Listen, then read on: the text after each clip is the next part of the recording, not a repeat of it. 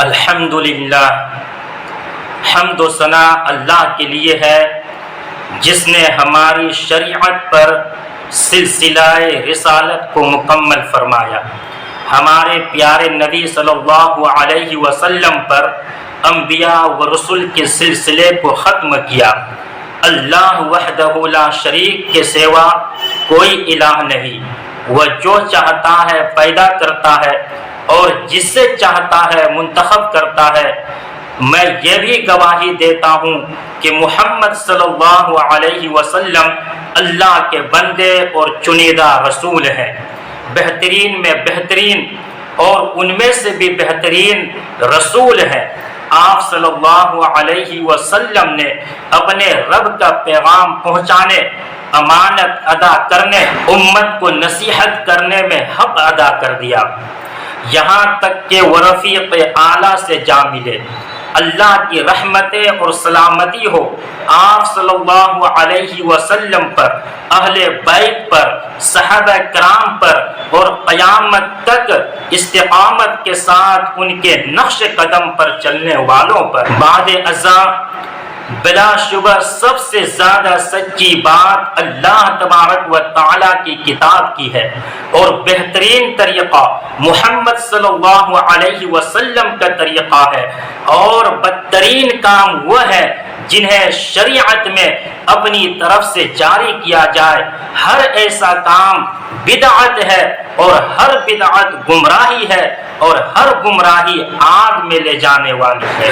یا ایھا الذین آمنوا اتقوا اللہ حق تقاتہ ولا تموتن الا وانتم مسلمون۔ اے لوگو جو ایمان لائے ہو، اللہ سے ڈرو جیسا کہ اس سے ڈرنے کا حق ہے، تم کو موت نہ آئے مگر اس حال میں کہ تم مسلم ہو۔ اے مسلمانوں، ہر شخص اپنے محبوب کا ساتھی ہوتا ہے، اور نبی اکرم صلی اللہ علیہ وسلم کی محبت ایمان کی شرط لازم ہے۔ محبت رسول کا بہترین ذریعہ سیرت شمائل اور اخلاق نبویہ کا مطالعہ ہے۔ چنانچہ اپنے نبی کو پہچانو تاکہ ان کا مقام عالی اور مرتبہ بے مثال آپ پر عیاں ہو جائے، پھر تمہارے دل میں ان کی محبت گھر کر لے اور خود بخود تم فرما برداری کے راہ پر چل پڑو، کیونکہ نبی کریم صلی اللہ علیہ وسلم سے محبت کو اپنے نفس، اپنے والدین، اپنے اولاد اور کل مخلوقات کی محبت پر ترجیح نہ دو۔ اللہ یصطفی من الملائکۃ رسلا ومن الناس، حقیقت یہ ہے کہ اللہ ملائکہ میں سے بھی پیغام رساں منتخب کرتا ہے اور انسانوں میں سے بھی۔ محمد عربی صلی اللہ علیہ وسلم بھی اللہ ہی کا انتخاب ہے، انہیں بہترین لڑی اور عظیم نفوس سے چنا گیا، پھر اللہ نے انہیں سبھی لوگوں پر فوقیت اور فضیلت عطا فرما دی۔ اللہ تبارک و تعالی فرماتے ہیں لقد جاءکم رسول من انفسکم عزیز علیہ ما عنتم حریص علیکم بالمؤمنین رؤوف رحیم۔ دیکھو تم لوگوں کے پاس ایک رسول آیا ہے جو خود تم ہی میں سے ہے، تمہارا نقصان میں پڑنا اس پر شاق ہے، تمہارے فلاح کا وہ حریص ہے، ایمان لانے والوں کے لیے وہ شفیق اور رحیم ہے۔ لقد کان لکم فی رسول اللہ اسوۃ حسنہ لمن کان یرجو اللہ والیوم الآخر۔ در حقیقت تم لوگوں کے لیے اللہ کے رسول میں ایک بہترین نمونہ تھا، ہر اس شخص کے لیے جو اللہ اور یوم آخرت کا امیدوار ہو۔ طریقہ رسول اور اخلاق رسول کو پاکیزہ بنایا، آپ کے علم، عقل و قول و فعل سب کو پاکیزہ فرمایا، مکمل طرح سے پاکیزہ فرما دیا، ظاہر بھی پاکیزہ، باطن بھی پاکیزہ۔ اللہ نے آپ صلی اللہ علیہ وسلم کی عقل کی تعریف فرمائی، فرمایا ما ضل صاحبکم وما غوا، نہ وہ گمراہ تھے اور نہ راہ راست سے بھٹکے تھے۔ آپ صلی اللہ علیہ وسلم کے نظر کی تعریف فرمائی، فرمایا ما زاغ البصر وما طغى, نگاہ نہ تو چندھائی نہ حد سے تجاوز ہوئی. آپ صلی اللہ علیہ وسلم کے سینہ اطہر کی پاکیزگی کی تعریف فرمائی. فرمایا الم نشرح لک صدرک, کیا ہم نے تمہارا سینہ تمہارے لیے کھول نہیں دیا. آپ صلی اللہ علیہ وسلم کے ذکر کی تعریف فرمائی. اللہ تبارک و تعالی نے فرمایا ورفعنا لک ذکرک, تمہارے خاطر تمہارے ذکر کا آواز بلند کر دیا. آپ صلی اللہ علیہ وسلم کی سچائی کی تعریف فرمائی. فرمایا وما ينطق عن الهوى, وہ اپنی خواہش نفس سے نہیں بولتے. آپ صلی اللہ علیہ وسلم کی علم کی تعریف فرمائی. فرمایا علمہ شدید القوی, اسے زبردست قوت والے نے تعلیم دی ہے. آپ صلی اللہ علیہ وسلم کی بردباری کی تعریف فرمائی. فرمایا بالمؤمنین رؤوف الرحیم, ایمان لانے والوں کے لیے وہ شفیق اور رحیم ہے. آپ صلی اللہ علیہ وسلم کے اخلاق کی تعریف فرمائی. فرمایا وانک لعلی خلق عظیم, بے شک تم اخلاق کے بڑے مرتبے پر ہو. اللہ کے بندوں, اللہ نے اپنے تمام بندوں کو عقیدہ توحید پر پیدا کیا ہے. پھر شیطانوں نے انہیں گمراہ کیا اور انہوں نے اللہ کی حلال کردہ چیزوں کو حرام کر ڈالا.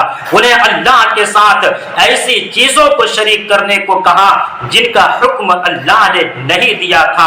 اللہ نے اہل زمین پر نظر ڈالی, سبھی عرب و عجم کو بہت برے حال میں پایا, تو اس نے بہترین اصل اور عمدہ ترین نسل کی ایک بندے کو منتخب فرمایا جو عزت و شرف کا پیکر ہے, جو خیر و فضیلت کا شجسمہ ہے. وہ محمد بن عبداللہ بن عبد المطلب صلی اللہ علیہ وسلم کو منتخب فرمایا.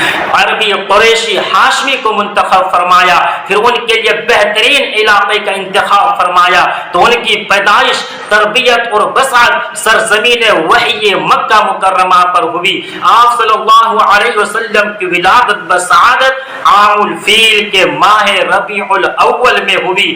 عیسیٰ بن مریم کی ولادت سے تقریباً 635 برس بعد 40 سال کی عمر میں بسعت ہوئی اور 63 سال کی عمر میں آپ صلی اللہ علیہ وسلم کا انتقال ہوا.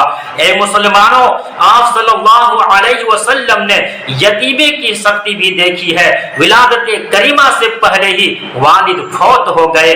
6 سال کی عمر ہوئی تو والدہ بھی انتقال کر گئی. پھر 2 سال دادا کی کفالت میں رہے, پھر وہ بھی چل بسے, تو چچا ابو طالب نے اپنی کفالت میں لے لیا. انہوں نے آپ صلی اللہ علیہ وسلم کی خوب حمایت, بہت دفاع کیا, بہت ساتھ دیا, یہاں تک کہ بسعت سے 10 سال بعد وہ بھی چل بسے. آپ اپنے ماں باپ کے اکیلی اولاد تھے, نہ کوئی بھائی تھا اور نہ کوئی بہن, مگر اللہ نے آپ میں خیر و فضیلت کے سبھی اوصاف اکٹھے کر دیے تھے.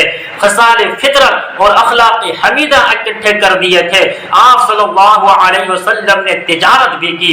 کئی مرتبہ تجارت کے سلسلے میں اپنے چچا کے ساتھ ملک شام کا سفر بھی کیا. پھر سیدہ بنت خویلد کی تجارت کے لیے بھی سفر کیا. 25 سال کی عمر میں سیدہ خدیجہ سے شادی کی. سیدہ بھی بہترین معاون اور مددگار ثابت ہوئی. ابراہیم کے سوا آپ صلی اللہ علیہ وسلم کے ساری اولاد حضرت خدیجہ رضی اللہ تعالی عنہ سے ہے, اور ابراہیم کی ماں سیدہ ماریا قطبیہ تھی. جب 40 برس کی عمر کو پہنچے تو اللہ نے انہیں منتخب کیا, آپ کو مبعوث فرما کر سلسلہ نبوت کو ختم کر دیا. پھر آپ نے توحید اور ترک کفر کی دعوت شروع کی, نیکی کی متعدد کاموں کی تلقین فرمائی, نیکی کا حکم دیا, برائی ظلم اور فساد سے منع فرمایا. 10 سال تک مکہ مکرمہ میں صبح شام سب کو اکٹھے اور ہر ایک کو الگ الگ دعوت دی, مگر لوگوں نے گویا کہ کانوں میں انگلیاں دے رکھی تھی. ان لوگوں نے ان کے خلاف سخت سے سخت اور بدترین چالیں چلنے لگے. اپنے کپڑوں کو اپنے اوپر لپیٹ لیا, ہٹ دھرمی اور تکبر اور انکار پر اصرار کرنے لگے, سرکشی اختیار کی اور حق کے خلاف ڈٹ گئے. آپ صلی اللہ علیہ وسلم کو جھٹلایا, حیثیتیں دی, آپ صلی اللہ علیہ وسلم کی استہزاء و مستخر کا نشانہ بنایا. کبھی جادوگر کہا گیا تو کبھی کاہن اور مجنون کہا۔ آپ صلی اللہ علیہ وسلم کے صحابہ اور پیاروں کو بھی سخت اذیتیں دی۔ اہل مکہ نے انہیں بہت ستایا اور انہیں بے گھر کر دیا۔ وما نقموا منهم الا ان يؤمنوا بالله العزيز الحمید۔ ان اہل ایمان سے ان کی دشمنی اس کے سوا کسی وجہ سے نہ تھی کہ وہ اس خدا پر ایمان لے آئے تھے جو زبردست اپنی ساتھ اور اپنی محمود میں ہے۔ پھر مدینہ منورہ، طیبۃ الطیبہ اور طابہ کی طرف ہجرت کا حکم الہی صادر ہوا، جہاں کی رہائش بہترین ہے، جو بہترین مقام اور ایمان کا مرکز ہے، جہاں سمٹ کر ایمان پھر لوٹ جائے گا، جہاں اللہ کا لشکر اس کے مددگار ہے۔